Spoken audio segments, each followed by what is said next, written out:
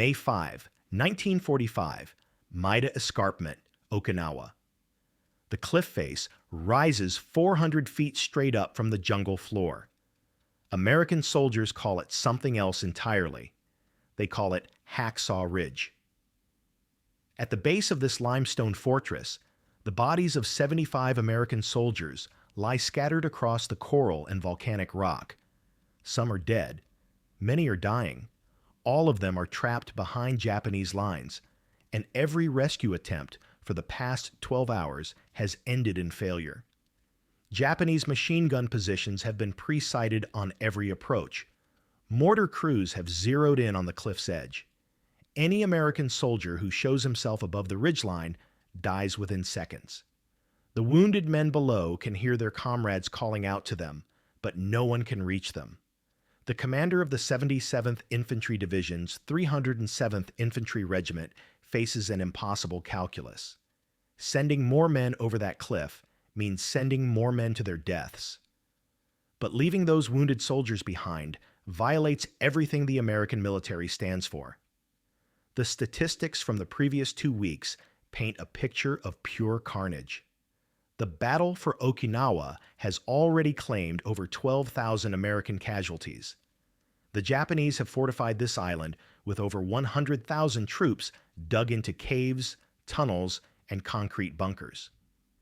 Military planners estimate the invasion of the Japanese home islands will cost between 500,000 and 1 million American lives. Every soldier on Okinawa knows what's coming. Every battle matters. Every man counts. And right now, 75 of those men are bleeding out at the base of Hacksaw Ridge, and there isn't a single thing anyone can do about it.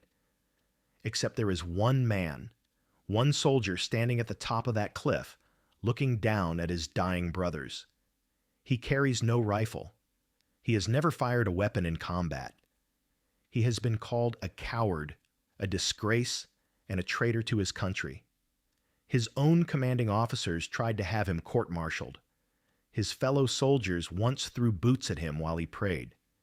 What the Japanese don't know, what his own army doesn't understand, is that this unarmed medic is about to do something so extraordinary that enemy soldiers will later claim he must have been a demon or a ghost. Over the next 12 hours, working alone in total darkness, he will save more American lives than any combat medic in a single engagement in the entire Pacific Theater. His name is Desmond Doss, and he's about to prove that you don't need a weapon to be the most dangerous man on the battlefield. To understand what happened on Hacksaw Ridge, you first have to understand why the battle for Okinawa was unlike anything American forces had ever faced.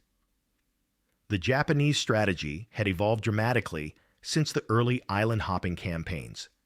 At Tarawa in 1943, Japanese defenders had launched suicidal banzai charges that, while terrifying, ultimately made them easier to defeat. American commanders had adapted to expect these mass attacks, but by 1945, Japanese high command had learned. On Okinawa, they employed a new doctrine called fukaku, meaning sleeping. Instead of charging American positions, Japanese soldiers would dig in and wait. They would let Americans advance, then cut them down from fortified positions. They would hold their fire until the last possible moment, then unleash coordinated hell. The result was catastrophic American casualties. At Sugarloaf Hill, a single fortified position changed hands 11 times in 10 days. The 6th Marine Division suffered 2,662 casualties, taking one small rise of ground. Companies that started with 200 men ended battles with fewer than 30. Maida Escarpment represented the ultimate expression of this defensive doctrine. The Japanese had spent months fortifying the position. Tunnels ran throughout the limestone cliff, allowing defenders to appear anywhere along the ridge, fire, and disappear before Americans could respond. Artillery had virtually no effect on these positions. Airstrikes couldn't penetrate the rock. The only solution was infantry. American soldiers had to climb that cliff, advance across open ground, and clear each tunnel entrance by hand. Casualties were expected to be extreme. The Army's approach to this problem was straightforward: overwhelming firepower, naval bombardment, air support, massed infantry assaults. This was the American way of war, and it had worked from North Africa to Normandy. But on Hacksaw Ridge, firepower wasn't enough. The problem wasn't killing Japanese soldiers. The problem was keeping American soldiers alive long enough to do it. Medical evacuation under fire had always been dangerous, but at Maida Escarpment, it was nearly impossible. The cliff face meant wounded soldiers couldn't be quickly transported to aid stations. Stretcher bearers became easy targets for Japanese snipers who had learned that shooting medics caused more damage to American morale than shooting riflemen. The official Army solution was simple: don't get wounded in the first place. Attack fast, attack hard, and accept the losses. By early May, that doctrine had produced a situation where dozens of wounded Americans were dying within sight of their own lines because no one could reach them. Military experts had no answer. Commanders had no solution. The men of the 307th Infantry Regiment were learning a brutal lesson about the limits of American firepower. What they needed wasn't more bullets or bigger bombs. What they needed was someone crazy enough to go where no sane person would go, and skilled enough to keep men alive when everything around them was trying to kill them. What they needed was exactly the kind of soldier the Army had spent 3 years trying to get rid of. Desmond Thomas Doss was born on February 7, 1919, in Lynchburg, Virginia, to a family that could charitably be described as struggling. His father, William, was a carpenter who had served in World War I and returned broken by what he had witnessed. Alcohol became his medication. Violence became his expression. Young Desmond grew up watching his father's rage and his mother's quiet faith in constant collision. The Doss family were Seventh-day Adventists, a Protestant denomination that observed Saturday as the Sabbath and held strong pacifist convictions. But it wasn't Sunday school lessons that turned Desmond Doss into a conscientious objector. It was something far more personal. When Desmond was a teenager, his father came home drunk one night and got into an argument with his brother. The confrontation escalated until William Doss pulled a gun. Desmond watched his mother physically wrestle the weapon away from her husband to prevent a murder. That image stayed with him forever. He saw what violence did to men, to families, to souls. And he made a decision that would define the rest of his life. He would never touch a weapon designed to harm another human being. This wasn't cowardice. This was conviction forged in trauma. When Pearl Harbor was attacked on December 7, 1941, Desmond Doss faced a choice that most conscientious objectors of his era made one of two ways. Some refused to serve entirely and went to prison. Others accepted non-combat roles in the military and kept their heads down. Doss chose a third path. He volunteered for infantry service. He would go to the front lines. He would face the same dangers as every other soldier. He just wouldn't carry a rifle. He had no medical training, no formal education beyond high school, no qualifications that suggested he belonged anywhere near a battlefield. What he had was a belief that he could serve his country and his God at the same time, that he could save lives rather than take them. That courage didn't require killing. On April 1, 1942, Desmond Doss reported for basic training at Fort Jackson, South Carolina. He had no idea what he was walking into. The Army of 1942 had absolutely no idea what to do with Desmond Doss. He refused to carry a rifle. That alone should have been grounds for immediate discharge. But Doss didn't want to leave. He wanted to serve. He just wanted to serve as a medic, without a weapon, on the front lines. His commanding officers were convinced this was some kind of elaborate cowardice wrapped in religious language. His fellow soldiers were even less sympathetic. During basic training at Fort Jackson, Doss was assigned to the 77th Infantry Division's medical detachment. His refusal to train with weapons or work on Saturdays made him an immediate target. Soldiers threw boots at him while he prayed. They called him a coward to his face. One soldier threatened to shoot him himself once they reached combat. His company commander, Captain Jack Glover, openly campaigned to have him transferred out of the unit. "That's not a soldier," Glover told his superiors. "That's a liability. He's going to get men killed." The Army agreed. They attempted to court-martial Doss for refusing to carry a rifle, charging him with failure to obey a direct order. The case went up the chain of command. What the Army didn't expect was Desmond Doss to fight back. Doss argued that the Selective Service Act specifically protected conscientious objectors who were willing to serve in non-combat roles. He wasn't refusing to serve. He was refusing to kill. Those were different things. The case eventually reached the desk of a senior officer who recognized the legal nightmare it would create. Court-martialing a soldier for following his religious beliefs while volunteering for combat duty would generate exactly the kind of publicity the Army didn't need. The charges were dropped. Desmond Doss remained in the 77th Infantry Division. But the damage was done. His fellow soldiers had watched him fight the Army's own rules and win. They had seen him stand on principle while they had all simply followed orders. Some respected him for it. Most resented him for it. Captain Glover's assessment remained unchanged.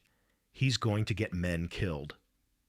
What no one understood, what no one could have predicted, was that Desmond Doss had spent his entire life preparing for exactly the kind of chaos that was waiting for him in the Pacific. His childhood had taught him to remain calm in the presence of violence. His faith had taught him that every human life was sacred. His stubbornness had been forged by years of standing alone against people who thought he was crazy. He didn't need a rifle. He needed something far more rare. He needed to be the kind of person who would run toward gunfire when everyone else was running away. The 77th Infantry Division shipped out for the Pacific Theater in early 1944. Their first major engagement came during the Battle of Guam in July and August of that year. For Desmond Doss, Guam was the test that would prove everything he had claimed and everything his doubters had feared. During the fighting, Doss repeatedly exposed himself to enemy fire to treat wounded soldiers.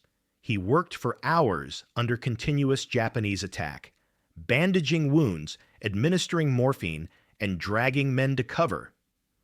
When a Japanese counterattack overran American positions, Doss stayed with the wounded rather than retreat. His actions on Guam earned him his first Bronze Star. More importantly, they earned him something no medal could provide: the respect of his fellow soldiers. Captain Jack Glover, the same officer who had tried to have Doss removed from the unit, approached him after the battle. "Doss," Glover said, "I used to think you were a coward. I was wrong. You're the bravest man I've ever served with." The room erupted when Glover made this statement at a company meeting. Soldiers who had thrown boots at Doss during basic training now lined up to shake his hand. Men who had threatened to shoot him now asked him to pray for them. But Guam was just the beginning. The Philippines campaign that followed was even more brutal. At the Battle of Leyte, Doss treated wounded soldiers for weeks under constant combat conditions. He earned a second Bronze Star for dragging men out of a burning building while under Japanese fire. By the time the 77th Infantry Division received orders to participate in the invasion of Okinawa, Desmond Doss had become one of the most respected medics in the entire Pacific Theater. Soldiers who had once questioned his courage now specifically requested assignment to units where he served. What none of them knew, what no one could have predicted, was that everything Doss had accomplished so far was merely preparation for a single day on a single cliff that would define his legacy forever. If you're finding this story as incredible as I am, subscribe to the channel now, because what happens next on Hacksaw Ridge goes beyond anything Hollywood could have invented. April 29th, 1945. The 77th Infantry Division begins its assault on Maida Escarpment.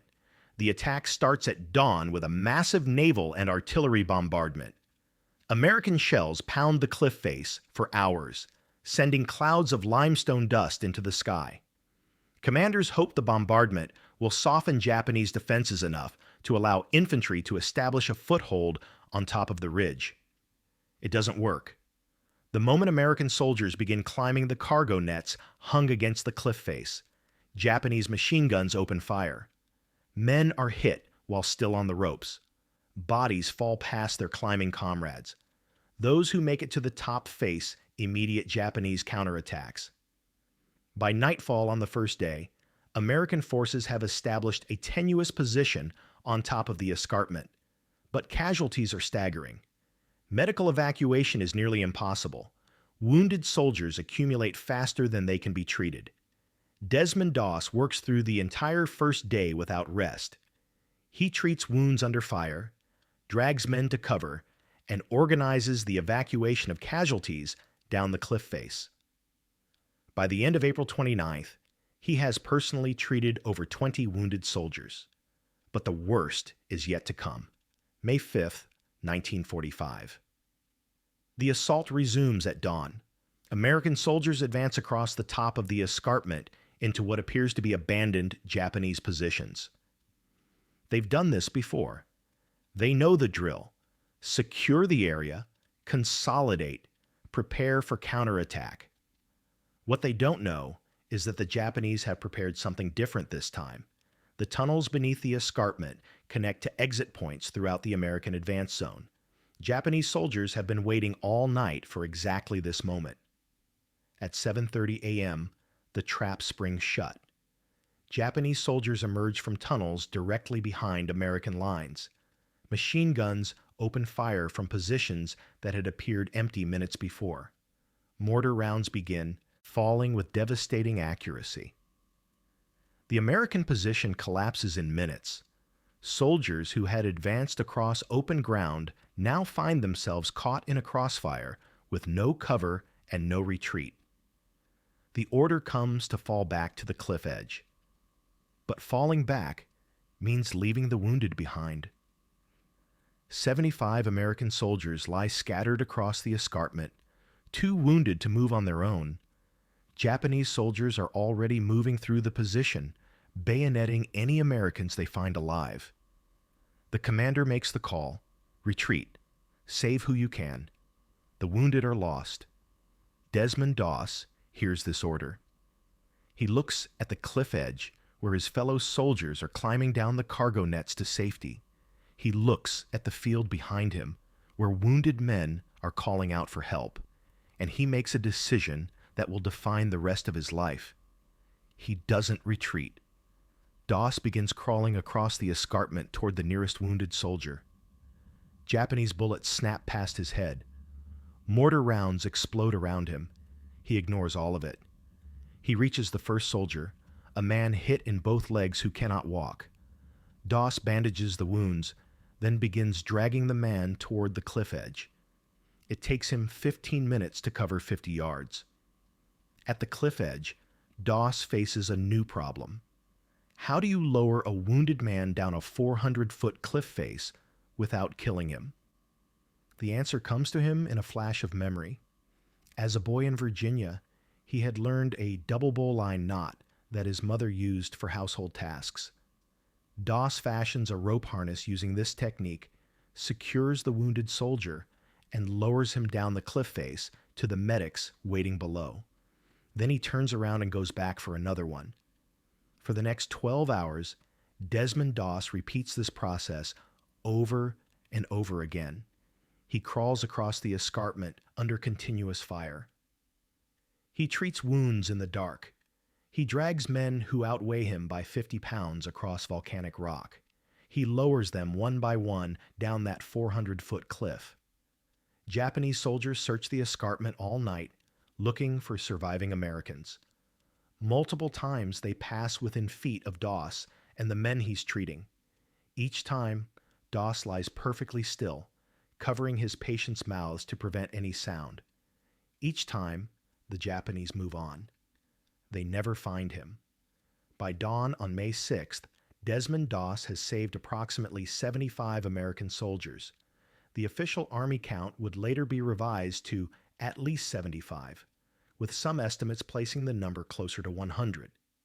Japanese commanders were so baffled by the number of American soldiers who appeared at the base of the cliff that they initially suspected some kind of elaborate rescue operation involving multiple teams and specialized equipment. When they learned the truth, that a single unarmed medic had accomplished this feat alone, one Japanese officer reportedly asked his American counterpart if Doss was some kind of devil or ghost. The Americans had a simpler explanation. They called him a miracle. If this story has moved you, hit the subscribe button right now.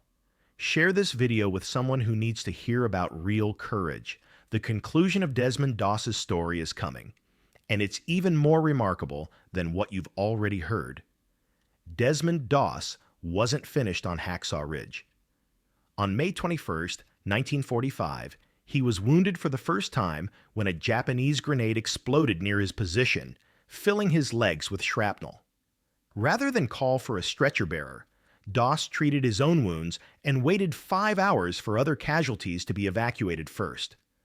While being carried off the battlefield on a stretcher, Doss saw a soldier nearby who was more seriously wounded than himself. He rolled off the stretcher and ordered the bearers to take the other man instead. While waiting for them to return, a Japanese sniper shot Doss in the arm, shattering his left forearm. He fashioned a splint from a rifle stock, the only time he ever touched a weapon, and crawled 300 yards to an aid station under his own power. The war ended 3 months later. Desmond Doss had served in 3 major campaigns, earned 2 Bronze Stars, and been wounded 4 times. On October 12, 1945, President Harry Truman presented Desmond Doss with the Medal of Honor at a White House ceremony. Doss was the first conscientious objector in American history to receive the nation's highest military decoration. The citation reads in part, "Private First Class Doss refused to seek cover and remained in the fire-swept area with the many stricken, carrying them one by one to the edge of the escarpment, and there lowering them on a rope-supported litter down the face of a cliff to friendly hands." President Truman shook Doss's hand and said something that Doss would remember for the rest of his life. "I'm proud of you. You really deserve this. I consider this a greater honor than being president." But Desmond Doss didn't want honor. He didn't want fame. He wanted to go home to his wife Dorothy and live a quiet life. And that's exactly what he tried to do. Doss returned to Lynchburg, Virginia, where he worked as a carpenter like his father had before him. His wartime injuries, combined with tuberculosis contracted during service, left him partially disabled. He lost a lung to surgery. His hearing was damaged by the same grenade that had wounded him on Hacksaw Ridge. For decades, Desmond Doss refused most requests for interviews. He turned down offers to write his memoirs. He declined to appear in documentaries or promotional materials. When asked why, he gave the same answer every time. "I'm not a hero. I just did what any man would do for his brothers." His fellow soldiers disagreed. In 1998, a reunion of 77th Infantry Division veterans was held in conjunction with the dedication of a memorial at the National Infantry Museum. Dozens of men who had served with Doss traveled from across the country to attend. One by one, they approached the elderly man in the wheelchair. One by one, they said the same thing. "Because of you, I came home. Because of you, I got to see my children grow up. Because of you, I'm still here." Desmond Doss died on March 23, 2006, at the age of 87. He was buried with full military honors at the Chattanooga National Cemetery. The principles he lived by, that courage doesn't require violence, That conviction matters more than conformity. That one person can make a difference. Continue to inspire military medical personnel today. The Army Medical Department uses his story in training materials. The phrase DOS standard is informally used to describe medics who go above and beyond in treating casualties under fire. In 2016, director Mel Gibson released Hacksaw Ridge, a feature film depicting Doss's story. Andrew Garfield, who played Doss, received an Academy Award nomination for his performance. The film grossed over $180 million worldwide and introduced Desmond Doss's story to a new generation. But Hollywood couldn't capture everything. No film could fully convey what it meant for a man who had been called a coward to save more lives in a single night than most combat medics save in an entire war. No screenplay could adequately explain how a soldier without a weapon became the most decorated medic in American military history. The Japanese soldiers who faced Desmond Doss on Hacksaw Ridge never understood what they were dealing with. They expected American soldiers to fight with rifles and grenades. They prepared for assaults by armed infantry. They never prepared for a man whose only weapons were bandages, a knife for cutting cloth, and an unshakable belief that every human life was worth saving.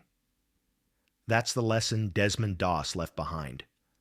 Not that violence is wrong, though he believed it was. Not that war is evil, though he saw its cost firsthand.